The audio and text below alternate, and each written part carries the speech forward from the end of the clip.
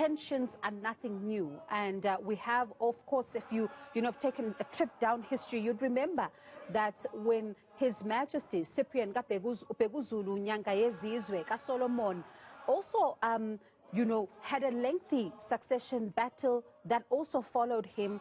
Then there was also another battle that also followed King Goodwill Zwelithini Kabeguzulu. Now there's another succession battle that is there now following King Mrs. Zulu Kazwelithini. And now let's get reaction while we keep these live pictures following the public reading of the late regent's will. We're now joined by cultural expert Professor Sihawu Ngubane. Prof, good evening. Certainly when one was watching what was unfolding, sitting on the edges of our seats, and at some point we're seeing guns, and we're seeing talk of abanye kumele bahlale phansi, as Prince Thokozani was standing up there to say that, this cannot happen. And we saw Mtwana Kaphindangene coming up and saying that ungazoganga la.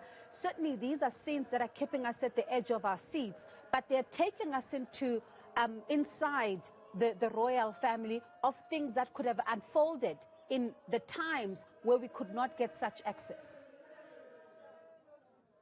I'm dismayed and perturbed by what we have just witnessed, and it is distressing and disheartening what we see. But as you have rightly put it when you gave the background to this interview, is that this is not a crisis, this is normal, because when a new king is announced, there will always be people who will be against the announcement, because in Zulu we say, some people have different point of view as to who is supposed to ascend the throne. And this was obvious after the announcement by Advocate Matunsela that some did not even ululate. Under normal circumstances, you would have had women ululating after the pronouncement was made. But it was quiet. Then that is the time when we suspected that something is going to happen as a reaction to the announcement. And this is exactly what happened. But it is frightening to see how these things unfold. Because all along we've been speculating that after the funeral, the will be read and we will know exactly who is the next king. So we don't know whether to welcome the new king and to congratulate the new king or not. But now, I see we are competing with your mobile there. yeah, no, yes. I have some interview at 8 o'clock. I did indicate that I will be out by 8 o'clock. But this is what I was saying, that in fact, under normal circumstances, we've been waiting to hear the name of the new king. And now we should be excited that finally we have the name of the new king, because it's not about the installation, it's about pronouncement of the name. And the installation and coronation will happen at a later stage. So I don't know what is the condition right now. And when one then looks at the divisions, if I can use that word, and the tensions, as you say, that this is nothing new and succession is really a hard battle, could we then see this matter ending up in the courts? Because when we saw Prince Thokozani standing up there saying that effectively Indlovukazi had abdicated the throne and therefore could not appoint another successor. Yes, I think each and every member of the family has a point in their concern. So this is something that, as outsiders, we should watch and see what unfolds after this, because I think before he stood up, he had thought carefully what he was going to say, and maybe let's give them that space to make their voices heard, because you remember there was an argument if this was a private meeting or a public meeting. In my understanding, I thought that was a private meeting.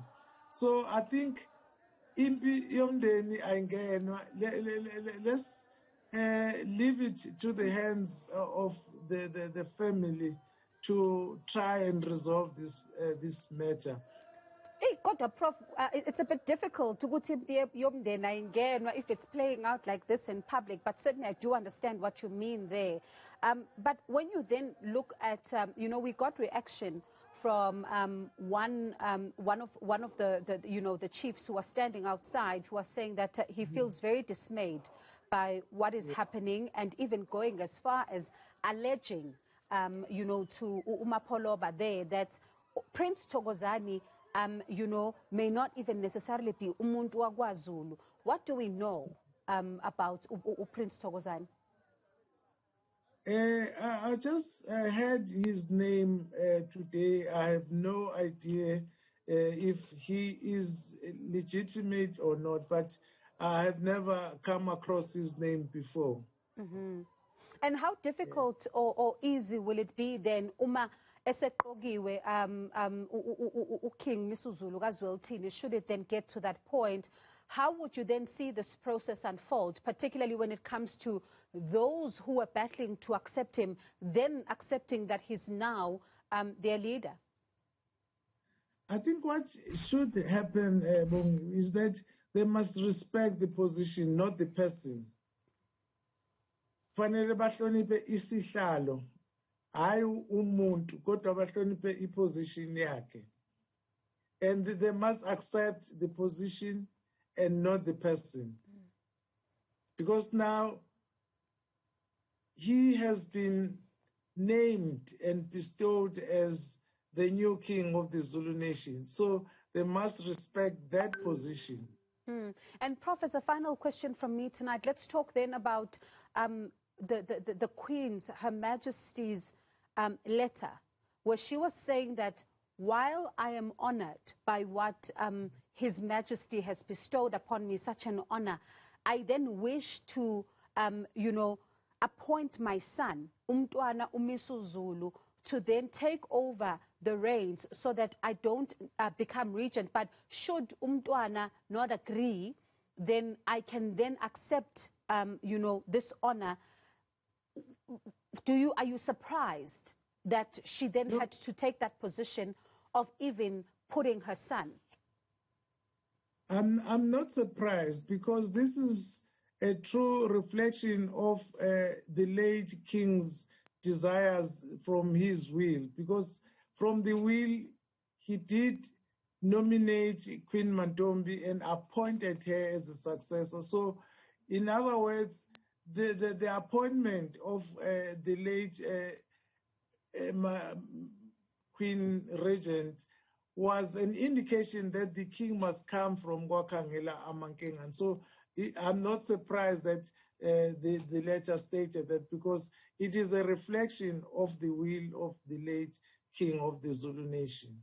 All right, Prof, thank you so much for your time. I know that there were those that are calling you to go to another interview who are competing with our time here. Thank you. Thank you so much for your time tonight. Certainly do appreciate it. That is cultural expert, Professor Sihawu Ngubane.